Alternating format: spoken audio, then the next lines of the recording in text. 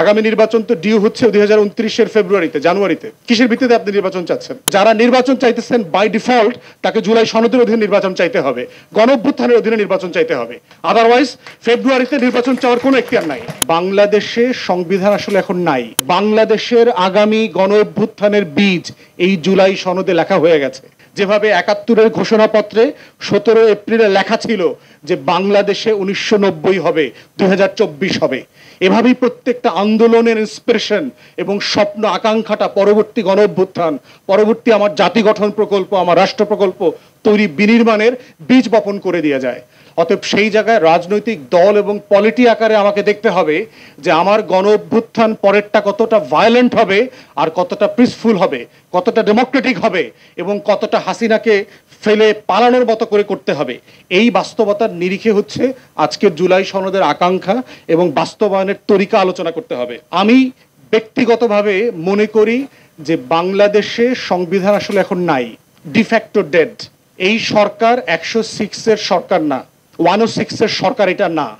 পলাতক ক্যান্টনমেন্টে থাকা বিচারপতি দিয়া অ্যাপেলেট ডিভিশনে জাজমেন্ট হয় না, এটা প্র্যাকটিক্যাল না। যে কিভাবে একটা গণ অভ্যুত্থানকে কাগজের ভিতরে খামের ভিতরে ঢুকায় দেওয়া হয়েছে, 106-এর ভিতরে ঢুকায় দেওয়া হয়েছে। যে একটা গণ অভ্যুত্থান কখনো কোনোদিন খামে প্রবেশ করে না, খামকে ভেঙে চুরে নতুন খাম বানায় সে। অতএব সেই রিয়ালিটিতে আমি বোধ করি ডিফ্যাক্টো কনস্টিটিউশন ইজ ডেড।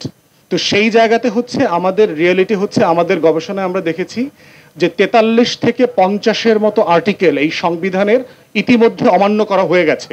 আমরা সংবিধানটা kind of a precedents, convention, tradition, practice আকারে অ্যাপ্লাই করছি।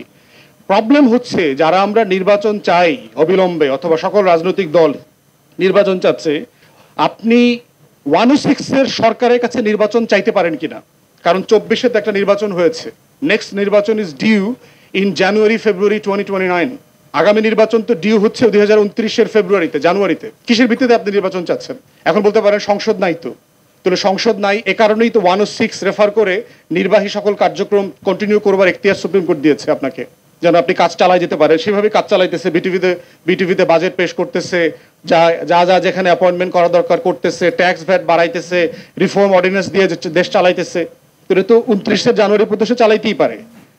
তাহলে 106-এর অধীনে আসলে আমরা নির্বাচন চাইতে পারি কিনা? না, পারি না। তাহলে যারা নির্বাচন চাইতেছেন বাই ডিফল্ট তাকে জুলাই সনদের অধীনে নির্বাচন চাইতে হবে, গণঅভ্যুত্থানের অধীনে নির্বাচন চাইতে হবে। আদারওয়াইজ ফেব্রুয়ারিতে নির্বাচন চাওয়ার কোনো এখতিয়ার নাই।